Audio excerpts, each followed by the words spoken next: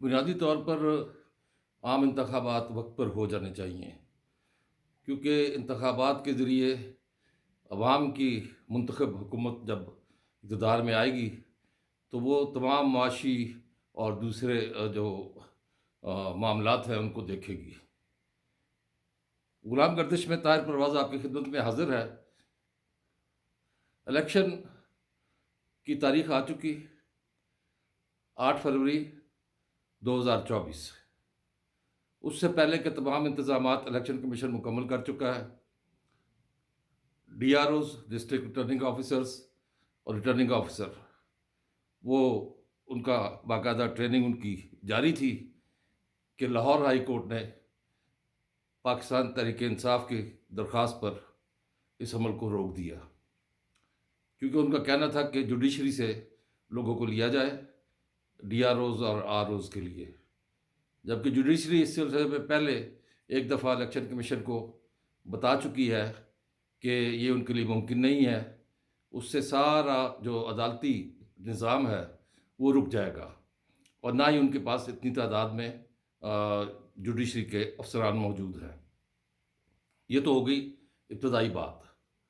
अब तहरीक इंसाफ की तरफ से मज़ीद ये कहा जा रहा है कि अगर अली ज़फ़र साहब ने कहा कि अगर कोई ऐसा सिलसिला बनता है कि इससे हम पर जो कि यकीनन इल्ज़ाम आ रहा है इलेक्शन में ताख़ीर का, तो फिर हम अपनी दरख्वास्त वापस ले लेते हैं। अब ये एक अजीब सा सिलसिला है कि कभी दरख्वास्त देते हैं, कभी दरख्वास्त वापस ले लेते हैं। कई और मामलात में भी ऐसे हुआ है। लेकिन ये चूँकि एक अहम मामला है और निगरान हुकूमत भी कह चुकी है कि 8 फरवरी को ही इलेक्शन होंगे, चाहे कुछ भी हो जाए। और सुप्रीम कोर्ट इस पर अपनी मोहर सख्त कर चुकी है कि इलेक्शन कमीशन जो है वो 8 फरवरी को इलेक्शन कराएगा। तारीख तय हो चुकी है, लेकिन इस तारीख के तय होने के बाद अगर कोई रखना डाला गया है पहला, जो वाज़े तौर पर सामने आया है, तो पाकिस्तान तहरीक इंसाफ की तरफ से आया है। इससे पहले परवेज़ खटक जो अ, पाकिस्तान तहरीक इंसाफ पार्लियामेंटेरियन बना चुके हैं, उन्होंने ये बहाना गढ़ा है कि चूँकि हमारी पार्टी नई है तो हमें उसके लिए वक्त चाहिए। इसी तरह मौलाना फजल रहमान वो भी कह चुके हैं कि हालात बहुत ख़राब हैं, मौसम की शिद्दत है, दहशतगर्दी में इजाफ़ा हो रहा है, लिहाजा इलेक्शन जो है वो और आगे किया जाए, ताकि अब ये जो सूरत हाल है इसमें दो पार्टियां जो है, जिनमें सबसे पहले पाकिस्तान पीपल्स पार्टी है, जो कि उन्होंने अपने कन्वेंशन भी करने शुरू कर दिए हैं और उन्होंने यहाँ तक जो इंतखाबी सरगर्मियाँ हैं उनमें बड़ी गहमा गहमी भी पैदा की है। बिलावल भुट्टो भी इस मामले में बहुत मुतहरक हैं और वो चाह रहे हैं कि ये 8 फरवरी को ही इलेक्शन हो। जहाँ तक नून लीग का ताल्लुक है, तो उनका बज़ाहिर आपको कोई चीज़ ऐसी नज़र नहीं आ रही कि कोई उनके कन्वेंशन हो रहे हों या कोई और चीज़ हो रही हो। और उनकी तरफ से ये कहा गया कि हम अपनी इंतखाबी सरगर्मियाँ उस वक्त शुरू करेंगे जब इलेक्शन का शेड्यूल आ जाएगा। अब इलेक्शन का शेड्यूल जो है वो आना था आज, वो इस वजह से नहीं आया क्योंकि लाहौर हाई कोर्ट ने इलेक्शन का जो अमल था उसमें एक बड़ी रुकावट डाल दी कि ROs DROs जो है वो उसका जो नोटिफिकेशन था उसको मुअत्तल कर दिया है। अब ये मुअत्तल किया है या मौखर किया है या क्या किया है, ये तो तफसीली फ़ैसला आएगा तो पता चलेगा। लेकिन उसके जवाब में जो DROs और ROs की तरबियत हो रही थी वो इलेक्शन कमीशन ने रोक दी है। अब इलेक्शन कमीशन की तरफ से ये मामलात, अब इसमें उनका आज इजलास भी हुआ और उन्होंने इस सिलसिले में कहा कि इसका लाया अमल जो है वो तैयार किया जाएगा कि अब क्या किया जाए। इस ज़िमन में एक बात बताता चलूँ कि इलेक्शन कमीशन ने वाज़ेह कर दिया है कि कोई ताख़ीर नहीं होगी। अब जबकि पाकिस्तान तहरीक इंसाफ, उनका ये कहना है, उनके जो लीडरान हैं, उनका ये कहना है कि इलेक्शन कमीशन तारीखी ताख़ीरी हरबे इस्तेमाल कर रहा है और इलेक्शन कमीशन ताख़ीर कर रहा है इस इलेक्शन के इनेकाद के सिलसिले में। जबकि ख़ुद उनकी दरख्वास्त की बिना पर जो उन्होंने लाहौर हाई कोर्ट में दी, इलेक्शन का अमल रुका है। और जब बाकी जो पार्टियां हैं उनमें नून लीग की तरफ से जो कार्रवाई हो रही है वो तो सिर्फ ये हो रही है कि वो ज़ुबानी कलामी वो ये कह देते हैं कि इलेक्शन 8 फरवरी को ही होने चाहिए, लेकिन उससे पहले वो उनकी क़यादत का ये कहना है कि जो इस मुल्क के साथ जुल्म हुआ उन ज़िम्मेदारों को अंजाम तक पहुँचाया जाए। अच्छी बात है जो अगर कोई ऐसे मुबैना मुल्ज़मान हैं तो उनको कैफ़िर किरदार तक पहुँचना चाहिए। और लेकिन इसके लिए इलेक्शन को नहीं रोकना चाहिए, जबकि नून लीग अपने जो इत्तेहादियों के साथ मिलकर एमक्यूएम के साथ मिलकर वो कोशिश कर रही है कि जो इंतखाबी फहरिस्तें हैं जो उम्मीदवारों की उनको जो है तैयार किया जाए, और इस सिलसिले में नून लीग इंटरव्यू भी कर रही है और एमक्यूएम के साथ मिलकर भी कर रही है, और एक इस्तेहकाम पाकिस्तान पार्टी जो है उसके साथ भी वो मिलकर कर रहे हैं गुफ्त शुनीद और लिस्टें फाइनल कर रहे हैं। अब इस्तेहकाम पाकिस्तान पार्टी में ज़्यादातर वो लोग हैं जो पीटीआई से निकल कर गए और जो किसी न किसी केस में मतलूब थे, लेकिन वहाँ जाते ही उनके केस ठप हो गए। अब ये समझ नहीं आ रही कि ये इस्तेहकाम पाकिस्तान पार्टी एकदम कैसे वजूद में आ गई। वहाँ के बहरहाल वो क़यादत जो है वहाँ की जहांगीर तरीन और अलीम ख़ान, इनके बारे में तो कहा जा सकता है कि ये बिल्कुल पक्के-वटे सियासतदान हैं और ऐसे सियासतदान हैं कि जिन्होंने काया पलट दी जहाज़ दौड़ा-दौड़ा कर और माल खर्च करके पिछली हुकूमत के लिए, लेकिन फिर उसका अंजाम भी देख लिया सब ने। क्या अब फिर जहाज़ उड़ेगा, अब फिर पैसा खर्च होगा, रेल पेल होगी, ये देखने वाली बात है। और उसमें ज़्यादातर कोशिश उनकी ये है कि उनके पास जो है ना वो विनिंग सीट्स जो है ना वो आ जाएँ, और उस सूरत में यकीनन कोई ऐसी चाल नज़र आती है कि अगर इलेक्शन होते हैं तो उस सूरत में पंजाब में वो उनके साथ मिलकर इत्तेहादी हुकूमत बनाएंगे नून लीग के साथ, लेकिन नून लीग कभी भी पंजाब को अपने हाथ से नहीं जाने देगी। पीपल्स पार्टी जो है वो कम बैक कर रही है पंजाब में और केपीके में, और उसकी वाज़ेह मिसालें नज़र आ रही हैं।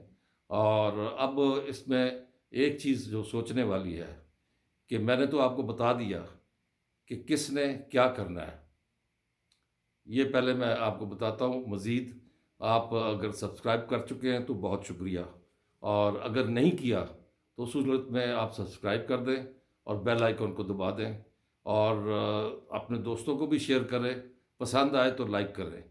और हाँ, आपने जो मैंने बात की है इस पर आपने अपने राय ज़रूर देनी है, अपने कमेंट ज़रूर देने हैं।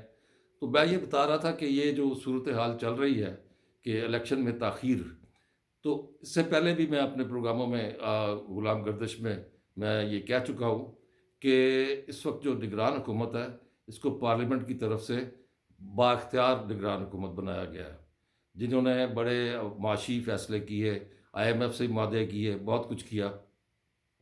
और अब आईएमएफ की जो ट्रांच आनी है वो शायद ना आ सके, क्योंकि आईएमएफ भी इस मामले में अब वो इनसे कह रहा है कि आप अपनी मुंतखब हुकूमत लेकर आएँ।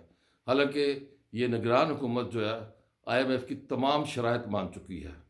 अगर यहाँ पे कोई सियासी मुंतखब हुकूमत होती तो वो शायद लेतो लाल से काम लेती, लेकिन चूँकि इनका कोई चीज़ टेक पर नहीं है और इन्होंने बिजली चोरों के ख़िलाफ़ मुहिम चलाई, गैस चोरों के ख़िलाफ़ मुहिम चलाई, इसके अलावा स्टॉक एक्सचेंज को एक ऐसा इस्तेहकाम मिला कि स्टॉक एक्सचेंज जो है जब आप माशी सरगर्मियों को देखते हैं तो उसकी वजह से वो ऊपर नीचे होता है, और इन्होंने देखा कि दुनिया में जाके ये सरमायादारों से, सरमायाकारों से बात कर रहे हैं, इन्वेस्टर्स को पाकिस्तान लाने की कोशिश कर रहे हैं। तो उसमें ख़ास तौर पे ये जो टेलीकॉम सेक्टर है ये बहुत वायबल किस्म का सेक्टर है। इसमें डॉक्टर उमर सैफ अपनी तरफ से बहुत कोशिश कर रहे हैं। और रही बात बाकी जो चीज़ें हैं वो आपके सामने आ रही हैं कि इन्वेस्टर जो है वो यहाँ की कंपनियों में हिस्सा ले रहे हैं, कुछ कंपनियों में अपने शेयर खरीद रहे हैं, और इस सिलसिले में मज़ीद बहुत कुछ नज़र आ रहा है। तो ये इंडिकेटर होते हैं जिससे जो सरमायाकार जो स्टॉक एक्सचेंज में है वो उनको एक हौसला मिलता है। जबकि मुंतखब हुकूमतें जो है वो उनको बहुत सी चीज़ें देखनी पड़ती हैं। ख़ास तौर पर उनको अपना वोट बैंक जो है उसको मुतमईन करना होता है। तो उस सूरत में अगर बिजली के नर्ख़ देखें कहाँ चले गए, गैस के नर्ख़ देखें कहाँ चले गए, तो ये पेट्रोल कहाँ से कहाँ चला गया था। और फिर जहाँ आलमी मंडी में कम हुआ, तो तब यहाँ पे कुछ उसका असर आपको मिला। हालाँकि अभी भी अगर जो लेवी आईएमएफ के कहने पर लगी है, अगर वो सारी ख़त्म की जाए, तो शायद पेट्रोल आपको ₹60 या ₹100 लीटर में मिल सकता है। तो ज़्यादातर पैसा जो है वो पेट्रोल की कीमत का नहीं आप अदा कर रहे, आप उस लेवी का अदा कर रहे हैं जो आईएमएफ के कहने पर निगरान हुकूमत ने लगाई है। अब निगरान हुकूमत भी चाहती है कि जो इन्वेस्टर फ्रेंडली माहौल उन्होंने बनाया है, वो किसी मंतकी अंजाम तक पहुँचे और उसके लिए यकीनन इनको 8 फरवरी से भी ज़्यादा आगे की ज़रूरत पड़ सकती है। और उस सिलसिले में देखा जाए तो कानून मायने आता है कि ये 8 फरवरी से आगे नहीं जा सकते। और दूसरी चीज़ जो कहने वाली है, वो ये है कि हमारे यहाँ एक बुनियादी चीज़ जो है वो चलती है कि अ, मुंतखब हुकूमत जब आती है, तो वो अपने वोटर के हिसाब से अपनी पॉलिसियाँ बनाती है। और यहाँ पर इस वक्त एक और अफरीत जो है उसका सामना है हमें, और वो है ये जो अफ़गानियों की वापसी और मुल्क में दहशतगर्दी की लहर।